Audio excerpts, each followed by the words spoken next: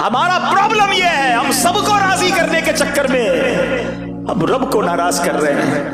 نہ کرو ایسا، اللہ کو راضی کرو، اللہ کے حبیب کو راضی کرو، بس لوگ راضی ہو جائیں، دوست راضی ہو جائیں، بیوی راضی ہو جائے، بچے راضی ہو جائیں۔ ضرور کرو اپنے بیوی بچوں کو راضی، مگر ایسے راضی تو نہ کرو نا کہ اللہ ہی ناراض ہو جائے۔ لوگ کہتے ہیں کیا کرے، کر رہے ہیں جناب بچوں کی خوشی کے لیے۔ ارے ضرور کرو اپنے بچوں کو خوش، مگر ایسی خوشی نہ مناؤ کہ تمہارا رب ہی تم سے ناراض ہو جائے۔ وہ ناراض ہو گیا تو میں کدھر جاؤں گا؟ وہ میرا خالق ہے، وہ میرا مالک ہے، میں نے اسی کے دربار سے بخشش لینی ہے، وہ جنت کا بھی مالک ہے۔ اگر اس نے جنت کا دروازہ ہی مجھ پر بند کر دیا تو کیا کرنا ہے میں نے ان دنیا کے دروازوں کا؟ لوگ کہتے ہیں جدھر جاتا ہوں لوگ دروازہ کھولتے ہیں۔ اگر گناہوں والی زندگی ہے، حرام روزی ہے، رب کو ناراض کر رہے ہو، جس دفتر میں جاتے ہو دروازہ کھل جاتا ہے، لیکن اللہ ناراض ہو گیا اور جنت کا دروازہ بند ہو گیا، کدھر جاؤں گا میں؟ پھر کون سی سورس کام آئے گی؟ پھر کون سا فالوئنگ کام آئے گی؟ پھر کون سا پیسہ کام آئے گا؟ خدا را زندگی ایسے گزارو کہ جب قبر میں جاؤں نا، پتہ ہے اللہ جس سے راضی ہوگا، جب وہ قبر میں جائے گا اس کو کیا کہا جائے گا؟ نم کا نومت العروس، سو جا کہ جیسے دلہن سوتی ہے۔ اللہ کرے کہ قبر میں جائیں تو بھی سننے کو ملے، ایسا نہ ہو کہ قبر میں جائیں تو مار پڑے، قبر میں جائیں تو سانپ اور بچھو آ جائے، قبر میں جائیں تو آگ آ جائے۔ اے نرم بستروں پر سونے والوں، اے بڑے بڑے بیڈ روم اور بڑے بڑے ڈرائنگ روم کے خواب دیکھنے والوں، دنیا تو کر لی اچھی، اگر قبر میں کیڑے مکوڑے آ گئے تو کدھر جائیں گے؟ زندگی ایسے گزارو کہ قبر روشن ہو جائے، زندگی ایسے گزارو کہ قیامت کے دن پکار پڑے کہ یہ اللہ کا پیارا ہے۔ آپ کو پتہ ہے قیامت کے دن ایک اعلان ہوگا، سب نے سورہ یاسین پڑھی ہوگی، میں اس پہ ظن کرتا ہوں اور کئی بار سنی بھی ہوگی۔ اس میں ایک آیت ہے، وَامْتَازُوا الْيَوْمَ أَيُّهَا الْمُجْرِمُونَ، اے مجرموں آج کے دن الگ ہو جاؤ۔ اور یہ حضرت آدم علیہ السلام کو کہا جائے گا کہ مجرموں کو الگ کر دو۔ حضرت آدم علیہ السلام کہیں گے کہ یا اللہ کتنوں میں سے کتنوں کو الگ کروں؟ لوگ کہتے ہیں میرے پاس ایسا کارڈ ہے کہ میں وی آئی پی لائن سے گزر جاتا ہوں، ایئرپورٹ پہ میرے پاس فلاں لاؤنج کی کی ہے، میں جاتا ہوں تو میں لائن میں نہیں لگتا، وی آئی پی لائن سے نکلتا ہوں۔ آؤ میں بتاتا ہوں قیامت کے دن بھی دو لائنیں لگیں گی۔ قرآن کہتا ہے وَامْتَازُوا الْيَوْمَ أَيُّهَا الْمُجْرِمُونَ، اے مجرموں آج کے دن الگ ہو جاؤ۔ حضرت آدم عرض کریں گے مولا کتنوں میں سے کتنوں کو الگ کروں؟ ارشاد ہوگا اے آدم 1000 میں سے 999 الگ کر دو۔ 999 مجرموں کی لائن میں ہوں گے اور ایک بندہ ان 1000 میں سے نیکوکاروں کی لائن میں ہوگا۔ ساری دنیا میں وی آئی پی لائن میں کھڑا رہا اور اگر قیامت کے دن مجرموں کی لائن میں کھڑا کر دیا گیا تو کدھر جاؤں گا؟ کبھی سوچا ہم نے؟ شراب پینے والا کیوں نہیں سوچتا؟ نمازیں قضا کرنے والا کیوں نہیں سوچتا؟ حرام روزی کمانے والا کیوں نہیں سوچتا؟ بس بینک بیلنس بڑھ جائے، عزت ملے دنیا میں، وہ کیوں نہیں سوچتا؟ اگر قیامت میں مجرموں کی لائن میں کھڑا کر دیا گیا کوئی سورس کام نہیں آئے گی، بلکہ کتابوں میں لکھا کہ اس دن باپ گناہ گاروں کی لائن میں ہوگا اور کوئی بیٹا نیکوں کی لائن میں ہوگا۔ امام ایسا امام بھی ہوگا جو جناب مجرم کی لائن میں ہوگا اور مقتدی نیکوکاروں کی لائن میں ہوگا۔ ایسا مبلغ ایسا وائز بھی ہوگا جو گناہ گاروں کی لائن میں ہوگا اور اس کا بیان سن کر نیک ہونے والا نیکوکاروں کی لائن میں ہوگا۔ لوگ کہیں گے حضرت آپ کا بیان سن کر تو ہم نیک بن گئے، ہم نے توبہ کر لی، آپ مجرموں کی لائن میں کیسے؟ کیونکہ اس دن تو دودھ کا دودھ پانی کا پانی ہو جائے گا نا۔ وہ بندہ کہے گا کہ میں تمہیں تو اچھی بات کا حکم دیتا تھا خود نہیں کرتا تھا، تمہیں تو نیکی کی دعوت دیتا تھا خود عمل نہیں کرتا تھا، میں تمہارے سامنے تو نیک نظر آتا تھا، میں اکیلے میں بڑا گناہگار تھا۔ میرے پیارے اسلامی بھائیوں پھر یہ آیت سن لو، من کان یرید العزت فللہ العزت جمیعا، جو عزت کا طلبگار ہو تو ساری عزت اللہ ہی کے پاس ہے۔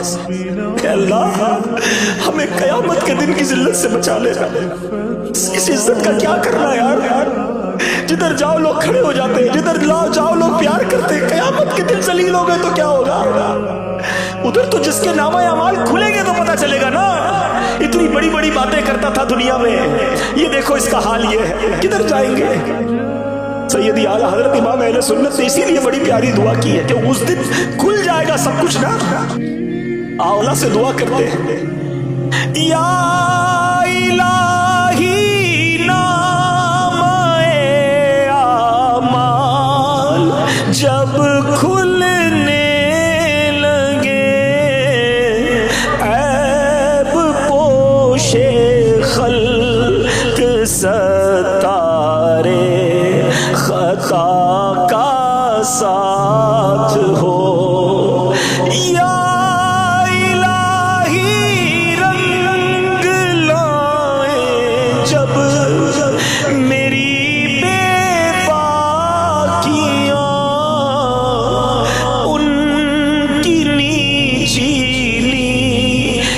नजरों की हया का साथ हो।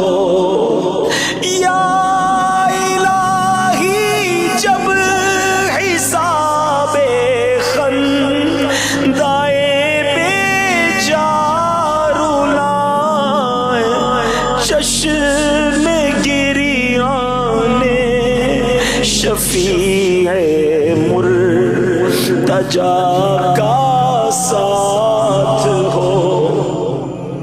फंस गए प्यारे इस्लामी भाई, यकीन करें गुनाहों के दलदल में हम फंसते जा रहे। कभी कभी तो समझ नहीं आता कि इतने उलझे हुए मामलात है, सिरा किधर से मिले, कैसे नेकियों के रास्ते पे चल पड़ूं, कैसे अल्लाह को राजी करूं, इतने गलत काम है, इतनी चीजें हैं। उलमा बड़ी प्यारी बात फरमाते हैं अल्लाह की राह की तरफ, राह खुदा की बहुत सारी मंजिलें हैं। मकाम वरा, मकाम ज़ुहद, मकाम फ़क्र, मकाम सब्र, तवक्कुल, रिज़ा। कहते हैं तमाम सारी मंजिलों का जो सिरा है ना, पहला कदम जो है वो तौबा है। अगर आप वाकई अल्लाह की राह की तरफ चलना चाहते हो ना कि बस यार मैं किसी तरह तो अल्लाह की तरफ चल पड़ूं, तो पहला कदम जो है ना वो तौबा है। आप तौबा करें, अल्लाह करीम रास्ता खोल देगा, फिर नेकियां करना आसान होंगी, फिर इंसान करीब होता चला जाएगा अल्लाह की रहमत से। लेकिन पहला कदम तौबा है। और तौबा करने वाले मोमिन की मिसाल क्या है, सुनो। एक मर्तबा अल्लाह पाक के नबी हजरत ईसा अलैहिस्सलाम अपने हवारियों के साथ कहीं तशरीफ ले जा रहे थे।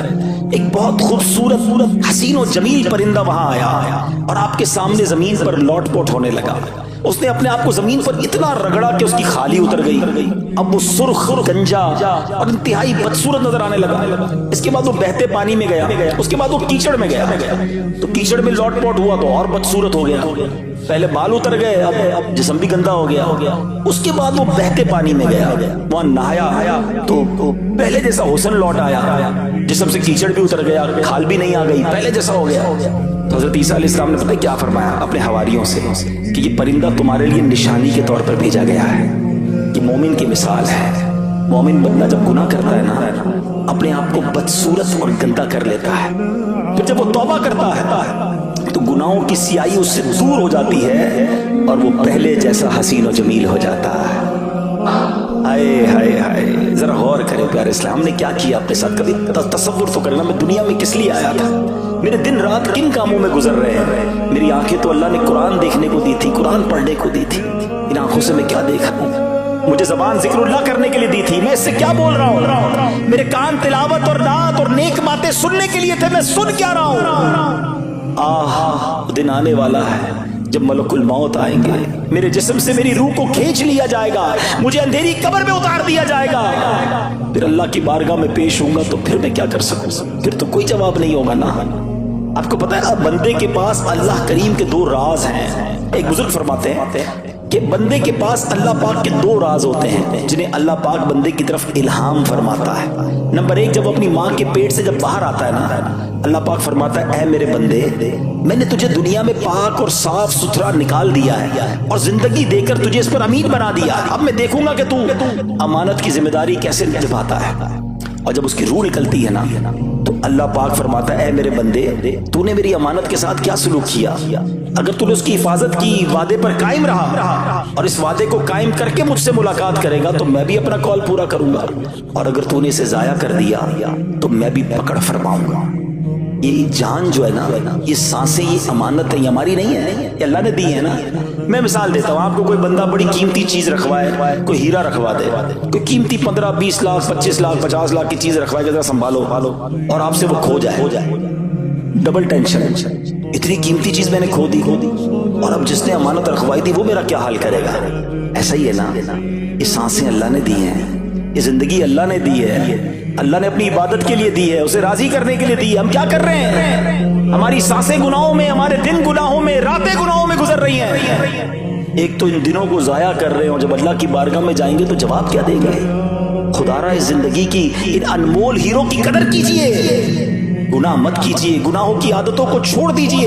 اے میرے پیارے اسلامی بھائیوں، ایسے نبی پاک کے فرامین ہے کہ سنے تو بندے کو خیال آتا ہے کہ یار ایسا کریم مولا ہے تو پھر میں کیوں نہ توبہ کر لوں۔ آقا فرماتے کل بنی آدم خطاء وخیر الخطائین التوابون، یعنی ہر آدمی سے خطا ہو جاتی ہے اور بہترین خطا کار وہ ہے جو توبہ کر لے۔ ہو گئی نا غلطی، مان لے، اے اللہ معاف کر دے، ہو گئی غلطی، بندہ ہوں نا تیرا، کمزور ہوں، اے اللہ ہو گئے گناہ، میں پھنس گیا مالک، مگر اب توبہ کرتا ہوں، اے کریم تو مجھے معاف کر دے۔ وہ بڑا پیارا، وہ بڑا کرم کرنے والا مولا ہے، مگر ہم توبہ تو کریں نا۔ یاد رکھیں ہم معصوم نہیں ہیں۔ معصوم کون ہے؟ فرشتے ہیں، انبیاء ہیں، ہم تو انسان ہیں نا، ہم جیسے عام انسانوں سے خطائیں ہو ہی جاتی ہیں۔ ہمیں توبہ کی طرف بڑھنا چاہیے۔ امام محمد بن محمد غزالی علیہ رحمت اللہ الوالی فرماتے ہیں مخلوق 3 طرح کی ہے۔ نمبر 1 فرشتے، یہ معصوم ہیں، یہ گناہ کرتے ہی نہیں۔ نمبر 2 شیاطین، یہ گناہ کرتے ہیں، گناہ چھوڑتے ہی نہیں۔ تیسرے نمبر پر فرمایا انسان، یہ خطا بھی ہوتی ہے ان سے اور توبہ کر کے نیکیوں کی طرف بھی بڑھتا ہے۔ لہٰذا ایسا نہیں ہو سکتا کہ ہم سے گناہ نہ ہو، ہم سے خطائیں نہ ہوں۔ اب 2 ہی صورتیں بچتی ہیں، گناہ پر اڑ جائے تو یہ شیطان کا وصف ہے، اور گناہ ہو جائے تو فوراً توبہ کرے، یہ انسان کی علامت ہے۔ گناہ ہو گیا نا، آج آ گئے ہیں جمعرات کو اجتماع میں، اللہ کے گھر میں بیٹھے ہیں، کریم کے در پر بیٹھے ہیں، شعبان کا مہینہ جاری ہے، برکتوں والا مہینہ جاری ہے، بس اب توبہ کرنی ہے، اب رب کو راضی کرنا ہے، اب گناہ نہیں کرنا ہے۔ یہ ہم نے اپنا سمجھ لو آج ٹارگٹ بنانا ہے۔ اور سنو، جب بندہ واقعی سچے دل سے توبہ کرے نا تو وہ کیسا کریم ہے۔ دنیا میں پتہ ہی کیا ہوتا ہے، ہم کسی کا جرم کر لیں، کسی کی خطا کر لیں، کسی کو ناراض کر دیں اور اب اس سے معافی مانگے، وہ کہتا ہے چلو جاؤ میں نے معاف کر دیا، آئندہ مت کرنا۔ اتنا ہی ہوتا ہے نا، وہ بھی کوئی کر دے تو کر دے، ورنہ لوگ سزا دیتے ہیں۔ مگر میرا کریم مولا ایسا ہے کہ بندہ اسی کی نافرمانی کرے، اسی کے گناہ کرے، اسی کو ناراض کرنے والے کام کرے، اور اس کے بعد ایک بار سچے دل سے توبہ کر لے۔ وہ کریم کیسا ہے، صرف معاف نہیں کرتا بلکہ گناہوں کو نیکیوں سے بدل دیتا ہے۔ سنو، بعض اوقات تو ایسا ہوتا ہے کہ ایسی ندامت والی بندہ توبہ کرتا ہے کہ اللہ اسے اپنی ولایت عطا فرما دیتا ہے۔ آپ کو پتا ہے ولایت میں بھی بہت بڑا درجہ صدیقین کا درجہ ہے۔ روایتوں میں آتا ہے ایک اسرائیلی شخص تھا، اس سے کوئی گناہ ہو گیا، اتنا شرمندہ ہوا، اتنا بے قرار ہوا، کبھی ادھر بھاگتا کبھی ادھر بھاگتا، یہ میں نے کیا کر دیا، میرا کسی طرح گناہ معاف ہو جائے، اللہ پاک مجھ سے راضی ہو جائے۔ گناہ کیا ہے اور شرمندہ ہے، بے قرار ہے۔ سنو کتابوں میں کیا لکھا ہے، اللہ پاک کی بارگاہ رحمت میں اس کی بے قراری، اس کی شرمساری، اس کی ندامت ایسے قبول ہوتی ہے کہ اللہ پاک نے اس کو ولایت کا جو سب سے اعلیٰ درجہ ہے، صدیقیت کا درجہ عطا فرما دیا۔ گناہ کیا تھا، خطا کی تھی، مگر توبہ کی تھی۔ اللہ کرے کہ ہم توبہ کی اہمیت کو سمجھیں۔ میرا رب چاہتا ہے، یقین جانے میرا رب چاہتا ہے ہم توبہ کر لیں، اس کی رحمت چاہتی ہے ہم بخشے جائیں، وہ ہمیں عذاب نہیں دینا چاہتا۔ یہ بندہ ہے جو توبہ نہیں کرتا ہے، ورنہ میرا مالک تو کرم نوازی فرمانا چاہتا ہے، وہ چاہتا ہے میرے بندے توبہ کریں اور میں ان کے سارے گناہوں کو معاف فرما دوں۔ پنجابی شاعر لکھتے ہیں نا، رحمت دا دریا الہی ہر دم وگدا تیرا، رحمت دا دریا الہی ہر دم وگدا تیرا، جے قطرہ بخشے مینو کم بڑھ جاوے میرا، عدل کرے تے تھر تھر کمبن اچیاں شانہ والے۔ اے اللہ اگر تو انصاف کرے گا تو پھر تو بڑے بڑے نامور لوگ کانپیں گے، کیونکہ انصاف کی ہم متحمل نہیں، ہم تو فضل اور رحمت کے سوالی ہیں نا۔ عدل کرے تے تھر تھر کمبن اونچیاں شانہ والے فضل کرے تے بخشے جاسن میں ورگے ہوں کالے. میرے رب کی رحمت بہت بڑی ہے میرے پیارے اسلامی بھائیوں. اللہ کریم توبہ کرنے والوں کو کیسے بخشتا ہے. اللہ کریم نے قرآن مجید میں ایک اور جگہ ارشاد فرمایا فَإِنَّهُ كَانَ لِلْأَوَّابِينَ غَفُورًا, تو بے شک وہ توبہ کرنے والوں کو بخشنے والا ہے. بہت بلند مرتبہ تابعی بزرگ حضرت سعید بن مسیب رحمت اللہ تعالی علیہ فرماتے ہیں اس آیت میں اواب سے مراد وہ شخص ہے جس سے گناہ ہو پھر توبہ کر لے, پھر گناہ ہو پھر توبہ کر لے, بس معافی مانگتا رہے. خطا ہو جائے تو ڈٹے نہ. ارے شرم تو کرو کہ مجھ سے نماز قضا ہو گئی, شرم تو کرو میرے منہ سے جھوٹ کیسے نکل گیا, اللہ سے معافی تو مانگو. مگر ادھر حال یہ ہے کہ صبح فجر قضا ہوتی ہے, ماتھے پہ بل نہیں ہے. دوپہر کو ظہر قضا ہو گئی, ٹینشن ہی کوئی نہیں ہے. دوستوں کے ساتھ بیٹھ کر حرام دیکھا, پرابلم ہی کوئی نہیں ہے. کاروبار کرنے گیا, حرام کمایا, کوئی شرم نہیں ہے. یہ طریقہ درست نہیں ہے. یہ اس کو کہتے ہیں جری ہونا, بے خوف ہو جانا. اللہ کو کیا جواب دو گے؟ خطا ہو گئی, یا اللہ معاف کر دے, یا اللہ ہو گئی معاف کر دے, اب نہیں کروں گا, مولا معاف کر دے. خدا کی قسم یہ جو معافی مانگنے والا ہے نا, یہ شرمندہ ہونے والا اللہ کو بڑا پسند ہے. حضرت محمد بن مطرف رحمت اللہ تعالی فرماتے ہیں اللہ پاک فرشتوں سے فرماتا ہے ابن آدم بھی کیسا ہے, گناہ کرتا ہے پھر مجھ سے معافی مانگتا ہے, میں اسے معاف کر دیتا ہوں, پھر گناہ کرتا ہے پھر مجھ سے معافی مانگتا ہے, میں پھر اسے معاف کر دیتا ہوں. نہ وہ گناہ چھوڑتا ہے نہ میری رحمت سے مایوس ہوتا ہے. اے فرشتوں گواہ ہو جاؤ میں نے اس کی مغفرت کر دی. ہائے ہائے, کون ہے ایسا کریم؟ ہماری کوئی ایک بار بات نہ مانے ہم ناراض ہو جاتے ہیں, 2 بار نہ مانے ہمیں غصہ آ جاتا ہے, 3-4 بار بات نہ مانے ہم تو قریب نہیں آنے دیتے ہیں. وہ کریم کیسا ہے آپ کو پتہ ہے؟ اس وقت میں اور آپ کدھر بیٹھے ہیں, کس کے گھر میں بیٹھے ہیں؟ ہم اللہ کے گھر میں بیٹھے ہیں. سوچو تو صحیح, کتنے گناہ ہیں, کتنی خطائیں ہیں, کتنے جرم ہیں. ارے اتنے بڑے مجرم کو کوئی اپنے گھر بلاتا تھا؟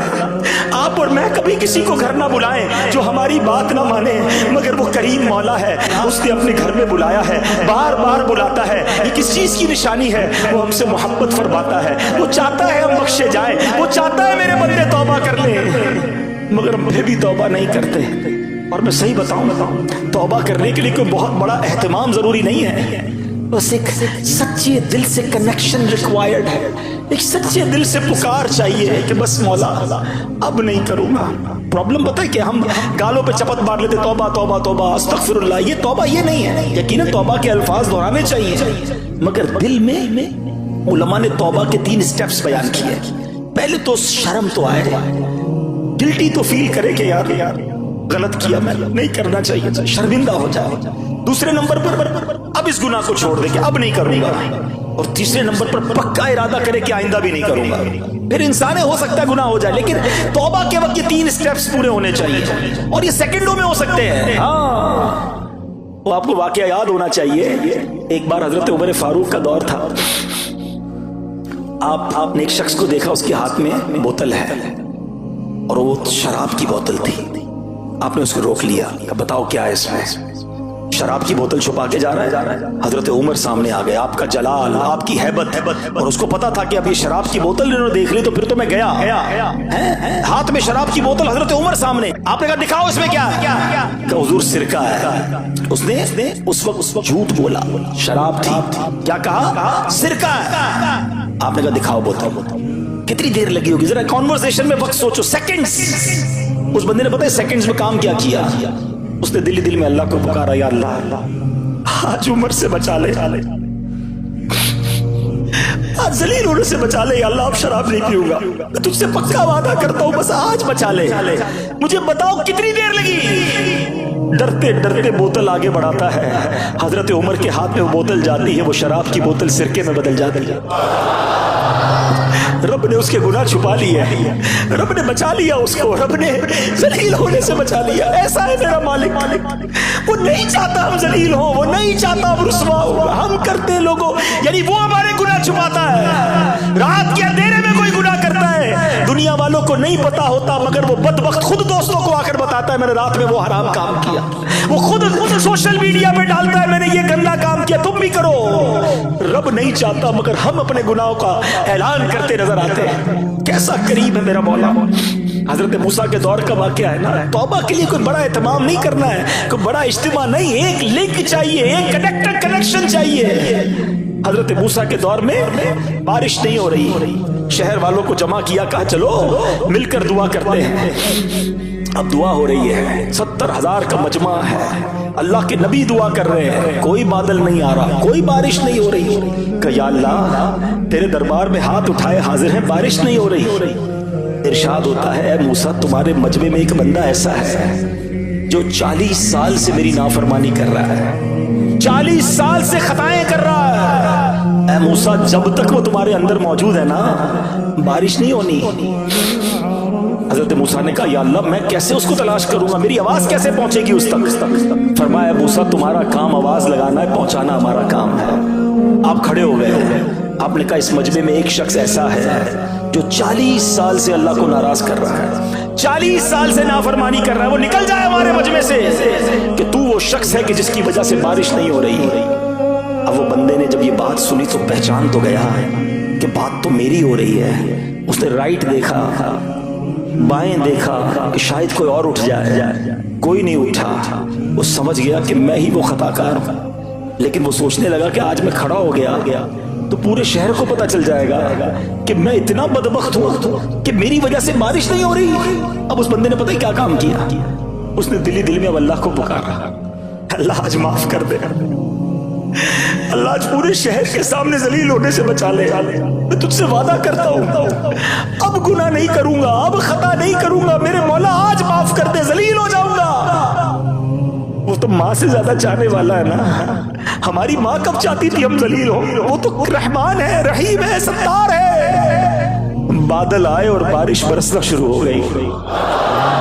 حضرت موسیٰ نے کہا یا اللہ بندہ تو کوئی کھڑا نہیں ہوا، تو نے کہا تیرا نافرمان موجود ہے، تو نے کہا تیرا خطا کار موجود ہے، جب تک وہ نکلے گا نہیں بارش نہیں ہوگی۔ اے اللہ کھڑا ہو کے کوئی نہیں گیا، بارش کیسے شروع ہو گئی؟